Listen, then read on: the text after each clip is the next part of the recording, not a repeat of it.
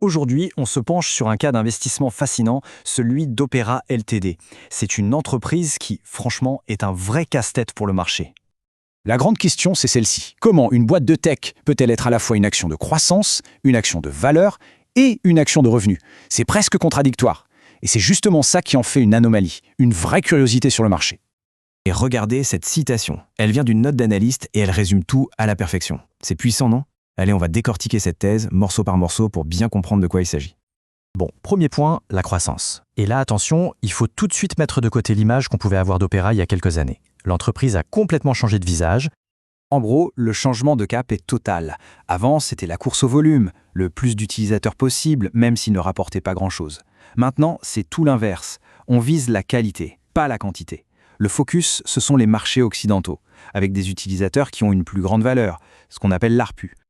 La preuve la plus éclatante de ce succès, c'est leur bijou, Opera GX. C'est le navigateur conçu spécifiquement pour les gamers. Et là, les chiffres sont impressionnants. Plus de 30 millions d'utilisateurs actifs chaque mois. Ils ont réussi à capter une audience super difficile à atteindre et très très précieuse. Mais alors, pourquoi ça marche si bien?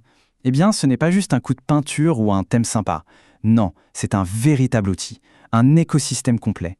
Il y a des limiteurs de RAM, des intégrations directes avec Twitch et Discord, un fil d'actu gaming.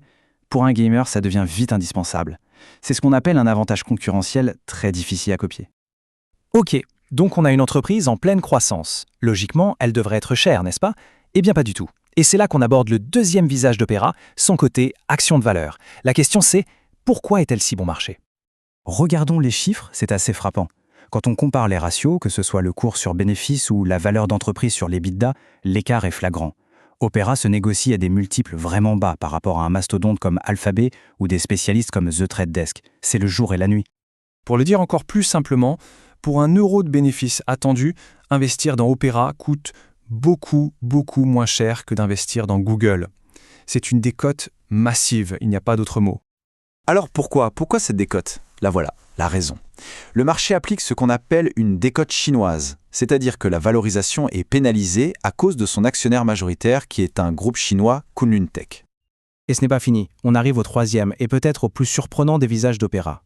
Non seulement c'est une boîte en croissance et sous-évaluée, mais c'est aussi une machine à cash qui distribue des revenus. Pour une entreprise de tech, c'est quand même assez inhabituel. D'où vient l'argent? Eh bien, le cœur du réacteur, c'est la recherche et la publicité. Ça représente une part énorme des revenus, et c'est une base très solide. Et ce cash généré, il sert à quoi? À financer les projets à forte croissance, comme le fameux navigateur de gaming Opera GX. Et quand on regarde le bilan, c'est une vraie forteresse. Ils ont des réserves de cash énormes, quasiment pas de dette, et en plus, l'entreprise est généreuse avec ses actionnaires. Elle rachète ses propres actions et verse des dividendes de façon régulière. Franchement, pour une boîte de tech en croissance, c'est rarissime. Et ce dividende n'est pas anecdotique. On parle d'un rendement qui tourne autour de 4%. C'est énorme. Ça agit comme un filet de sécurité. Même si le cours de l'action stagne, il y a ce rendement qui vient compenser. C'est un coussin de sécurité qu'on ne trouve quasiment jamais dans ce secteur. Bon, on a posé toutes les pièces du puzzle, la croissance, la valeur, le revenu. Maintenant, on arrive au nœud du problème, à la tension centrale de tout ce dossier, le fameux couple risque-récompense. Mais concrètement, ça veut dire quoi, risque géopolitique? C'est le risque qu'un événement politique, qui n'a à la base rien à voir avec l'activité d'Opera, vienne perturber ses opérations ou sa valorisation à cause de sa structure de propriété.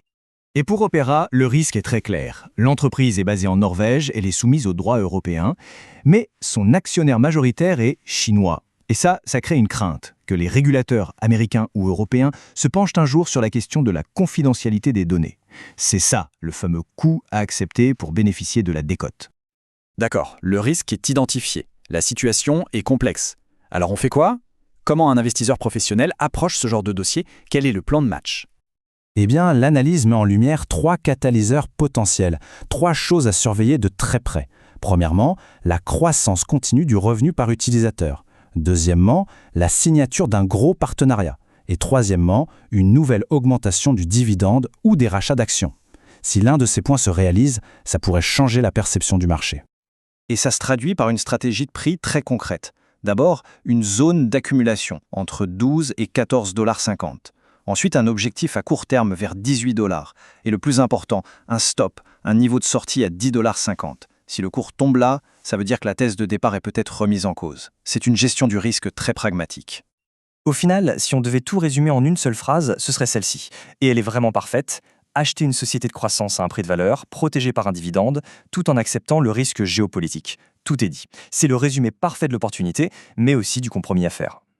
Et donc on en revient à la question de départ, la seule qui compte vraiment au final. Est-ce que la décote est suffisante pour justifier de prendre ce risque? Est-ce que le jeu en vaut la chandelle? C'est la question à $1 milliard.